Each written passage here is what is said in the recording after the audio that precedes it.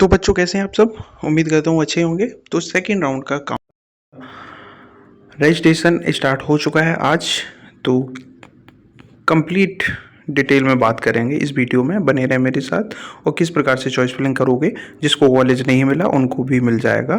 तो choice filling पे ध्यान देना होगा, तो वो हम बताएंगे लास्ट में। सभी के लिए महत्वपूर्ण वीडियो रहने वाला है। चलिए बात करते हैं। तो सेकेंड राउंड में पार्टिसिपेट कौन कौन कर सकता है और रजिस्ट्रेशन कैसे करेंगे, और इसी के साथ साथ लास्ट में मैं बताऊंगा आपका जो भी रैंक है, इस रैंक पे कॉलेज मिलेगा या फिर नहीं मिलेगा, वो हम बताएंगे। वो आपको करना है, कमेंट बॉक्स में कमेंट करके बताना है कि आपकी रैंक क्या है और कौन सा कॉलेज चाहते हैं। तो वो हम बताएंगे, अगर मिलेगा तो बता देंगे, नहीं मिलेगा तो भी बता देंगे, ठीक है। और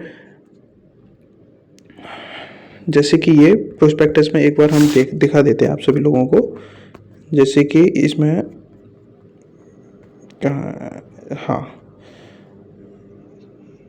ये जो आरक्षण वाले कैंडिडेट हैं, यानी कि जिनको रिजर्वेशन का फ़ायदा मिलेगा उनको, जैसे कि ये सीट पे ध्यान देना है। इतनी सीट्स हैं, तो इस प्रकार से ही आपको पता होना चाहिए कि इतने परसेंट सीट्स हैं सिर्फ। तो आप किस कैटेगरी में आते हो, तो आपकी कितनी सीट्स हैं, तो उसके अकॉर्डिंग ही सीट्स हैं सभी, ठीक है। तो पहले तो हम बात कर लेते हैं कौन कौन पार्टिसिपेट कर पाएगा। तो जो लोग बच्चे पार्टिसिपेट कर सकते हैं सिर्फ सेकंड काउंसलिंग में, तो उनके बारे में हम बता देते हैं एक बार। ये तो सबसे पहले तो द्वितीय ऑनलाइन काउंसलिंग में ऐसे अभ्यर्थी भाग ले सकते हैं सिर्फ जिन्होंने प्रथम ऑनलाइन काउंसलिंग में प्रतिभाग नहीं किया। यानी कि फर्स्ट राउंड में आपने कोई भी पार्टिसिपेट नहीं किया, कुछ नहीं किया, तो वो कैंडिडेट इसके सेकंड काउंसलिंग में पार्टिसिपेट कर सकते हैं। और सेकंड पॉइंट है, द्वितीय ऑनलाइन काउंसलिंग में ऐसे अभ्यर्थी भाग ले सकते हैं जिन्होंने प्रथम ऑनलाइन काउंसलिंग में प्रतिभाग किया परंतु उनको कोई सीट आवंटित नहीं हुई थी। ऐसे अभ्यर्थियों को पुनः रजिस्ट्रेशन एवं सिक्योरिटी फीस जमा करने की आवश्यकता नहीं होगी। समझ लो सेकंड नंबर क्या कहता है। अगर आपने फर्स्ट राउंड में पार्टिसिपेट किया और आपको कॉलेज नहीं मिला, तो उस कंडीशन में आपको रजिस्ट्रेशन और सिक्योरिटी फीस सबमिट करने की कोई आवश्यकता नहीं है। आपको जीरो में ही काम होगा, कोई भी चार्ज नहीं देना होगा, ना ही आपको रजिस्ट्रेशन का 500 रुपये और ना ही 5000 रुपये सीट अलॉटमेंट का, कोई सा भी आपको नहीं देना होगा। 3 पे आ रहा है, ऑनलाइन काउंसलिंग में ऐसे अभ्यर्थी भाग ले सकते हैं जिन्होंने आवंटित प्रशिक्षण केंद्र ऑनलाइन प्रक्रिया पूर्ण करने हेतु अपग्रेडेशन हेतु किया गया। ऐसे अभ्यर्थी पुनः सिर्फ रजिस्ट्रेशन, हाँ, तो जो लोग अपग्रेड करना चाहते हैं कोर्स को, यानी कि जो कोर्स मिला है उसको चेंज करना चाहते हैं, अपग्रेड यानी कोर्स चेंज करना चाहते हैं, तो उन सभी बच्चों को पुनः सिर्फ रजिस्ट्रेशन फीस जमा करते हुए प्रतिभाग करना होगा।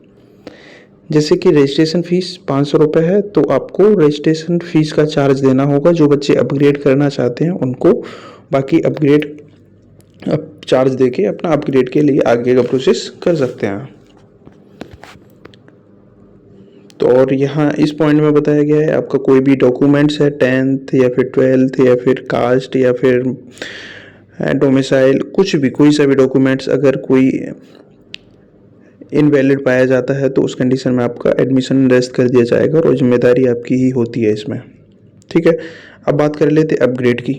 तो अपग्रेड कौन कौन कर सकता है, तो अपग्रेड की बात करेंगे तो वो हम एक कल यानी कि 26 तारीख को एक नोटिस आया, उसमें साफ साफ बताया गया है कैसे क्या है, उसको देखते हुए बात करते हैं। तो वो नोटिस आपको यहाँ पे देखने को मिलेगा, timeline of round second counselling. जब इस पर क्लिक करते हैं तो ये नोटिस खुल के आया, तो इसमें डेट भी वगैरह बताई है, सब कुछ कैसे क्या है। तो आपको रजिस्ट्रेशन 27 से 1 के बीच में करना है और चॉइस फिलिंग 27 से 2 के बीच में, यानी कि 1 तारीख को हर हाल में आपको रजिस्ट्रेशन कर ही लेना है और 27 से 2 के बीच में आप चॉइस फिलिंग कर सकते हैं। उसके बाद डिसीजन मेकिंग रहेगा 4 से 9 के बीच में। डिसीजन मेकिंग ये जब सीट अलॉट हो जाएगी, कंफर्म हो जाएगी आपको, तो फिर आपको कंफर्म करना होगा कि हमें हाँ जो कोर्स कॉलेज मिला है वो सही है और हम एक्सेप्ट करते हैं। फिर कॉलेज में रिपोर्टिंग करके आप अपना एडमिशन ले सकते हैं। तो ये प्रोसेस, डेट वगैरह बताया गया है इसमें, वो है।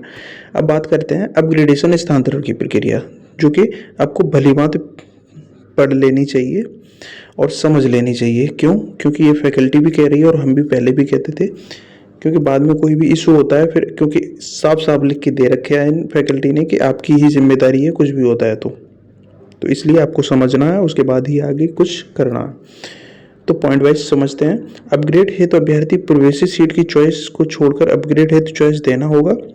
यदि अभ्यर्थी अपग्रेड नहीं होता है तो जिस प्रोसीजर, हाँ तो इसमें समझते हैं। जैसे कि आपको यूपी यूएमएस सेफई में डीएमएलटी मिल गया है और आपको वहाँ ना चाह के कॉलेज चेंज करना है केजीएमयू में, ठीक है। तो पहला पॉइंट यही कहता है कि आपको ये कॉलेज छोड़ के, यानी कि सेफई फिर चॉइस फिलिंग में नहीं फिल कर सकते हो, ये कॉलेज छोड़ के आप बाकी अदर के कॉलेज के साथ केजीएमयू का कॉलेज भी चॉइस कर सकते हो अगर सेम कोर्स चाहिए तो। अगर यूपीएमएस में ही अगर दूसरा कोर्स चाहिए तो कर सकते हो, अगर सेम कोर्स चाहिए तो नहीं। कॉलेज चेंज करना चाहते हो तो फिर कॉलेज नहीं कर सकते हो, यानी कि जिस चीज़ को आप सेलेक्ट कर चुके हो उसे छोड़ के बाकी और चीज़ सेलेक्ट कर सकते हो। सेकंड पॉइंट, मार्क भी किया है, हाईलाइट भी किया है। यदि कोई अभ्यर्थी अपग्रेड हेतु आवेदन करता है और उसे सीट आवंटित हो जाती है तो पूर्व में प्रवेशी सीट उसका अभ्यंत स्वतः निरस्त हो जाएगा और कोई दावा नहीं कर सकता। आपको जो पहले का कोर्स मिला है और आपको अपग्रेड के बाद कोई कोर्स मिल जाता है तो ये वाली सीट आपकी निरस्त कर दी जाएगी, उस कंडीशन में आप कुछ नहीं कर सकते हो। थर्ड रहेगा, ऐसे अभ्यर्थी आवंटित परीक्षा केंद्र हेतु रिपोर्ट करना होगा या अभ्यर्थी रिपोर्ट करना होता है, ठीक है। तो इस दिशा में अभ्यर्थियों को अपडेट हुई सीट एवं पूर्व प्रवेश सीट दोनों अभ्यर्थी निरस्त हो जाएगा। यानी कि आप रिपोर्टिंग वगैरह नहीं पहुंचते हो टाइम से तो वहाँ पे उस कंडीशन में आपको दोनों ही सीटें निरस्त कर दी जाती हैं। और ऐसे अभ्यर्थी जो अपग्रेड हुए सीट्स पर रिपोर्ट नहीं करते हैं तो अपग्रेडेशन हेतु पूर्व की दिशा में, यानी कि जो पहले सीट अलॉट हुई वो भी, और जो बाद में अपग्रेड होने के बाद जो मिलती है तो वो, तो ना इस पे दावा करेंगे ना इस पे दावा करेंगे। अगर आप टाइम से रिपोर्टिंग नहीं कराते हैं तो कुछ नहीं मिलेगा। फिर फीस के बारे में, फीस अगर आपका कॉलेज अपग्रेड के बाद चेंज हो जाता है तो आपको पहले वाले कॉलेज में जाना, ये आपका मान लो पहला, ये दूसरा। तो यहाँ पे आपने एडमिशन की प्रक्रिया पूरी कर ली और ये दूसरा अपग्रेड के लिए आपने सेलेक्ट किया है यहाँ पे, तो आपको अपग्रेड के बाद ये कॉलेज मिल गया तो आपको फिर इस कॉलेज में जाना, पहले वाले में। जो फीस आपने सबमिट की, डॉक्यूमेंट आपके वहाँ पे हैं, तो वो लेके आपको वापस से जहाँ पे अलॉट हो गया कॉलेज अपग्रेड के बाद तो वहाँ पे आपको सबमिट कर देनी है। फीस वापस हो जाएगी। पहले कॉलेज से आपको दूसरे कॉलेज में, पहले कॉलेज में आपको जाना होगा, दूसरे कॉलेज में आपको वहाँ पे जमा करके आपकी प्रक्रिया को पूरा करना होगा, ठीक है। फीस वगैरह का हो गया। और बाकी रिजाइनेशन का है। रिजाइनेशन पोर्टल ये ओपन होगा 12 से 13 के बीच में। अगर आप कोई सा भी कोर्स नहीं लेना चाहते हो, कोर्स नहीं अच्छा लगा या कॉलेज नहीं अच्छा लगा, कुछ भी अच्छा नहीं लगा, तो आप रिजाइनेशन यानी कि त्यागपत्र जमा करना होगा। तो वो करना होगा कब? 12/9 से लेके 13/9 के बीच में, ठीक है। तो एक दिन का टाइम पोर्टल देगा, फैकल्टी देगी आपको। तो ये सब बातें हैं। अब उन बच्चों को देख लेना चाहिए जो सेकंड राउंड में पार्टिसिपेट कर रहे हैं सभी, तो और फर्स्ट राउंड में आपको कॉलेज नहीं मिला था तो क्या करना चाहिए।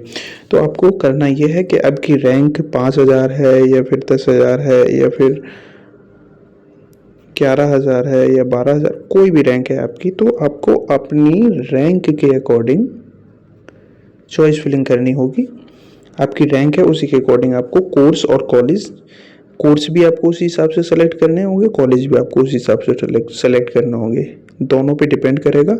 अगर आपने हाई टॉप की कॉलेज और कोर्स सेलेक्ट कर दिए और आपकी रैंक लो है तो फिर उस कंडीशन में आपको कॉलेज भी नहीं मिलेगा, कुछ भी नहीं मिल पाएगा और आप किसी में भी एडमिशन लेने से वंचित हो जाएंगे। तो क्या करना होगा आपको व्हाट्सएप और टेलीग्राम ग्रुप ज्वाइन करना होगा। लिंक डिस्क्रिप्शन में आपको हमने दे रखा है, वहाँ से जाके आप लिंक पे क्लिक करके दोनों को ज्वाइन कर सकते हो आसानी से। और वहाँ पे हम आपको अच्छे से समझाएंगे, बताएंगे कैसे क्या होगा, कैसे क्या नहीं, किस प्रकार से चॉइस फिलिंग कर सकते हो, किस प्रकार से आपको करना है तो आपको आसानी से कॉलेज मिल जाएगा। तो कंप्लीट डिटेल में हम बात कर लेंगे, उस ग्रुप में बता देते हैं, आसानी से बच्चों को समझा देते हैं। तो इसलिए आपको ये ग्रुप वगैरह ज्वाइन करना, बाकी चैनल को सब्सक्राइब ज़रूर करना, लाइक करना और कमेंट करना ना भूलें। मिलते हैं एक नेक्स्ट वीडियो में, तब तक के लिए ख्याल रखें।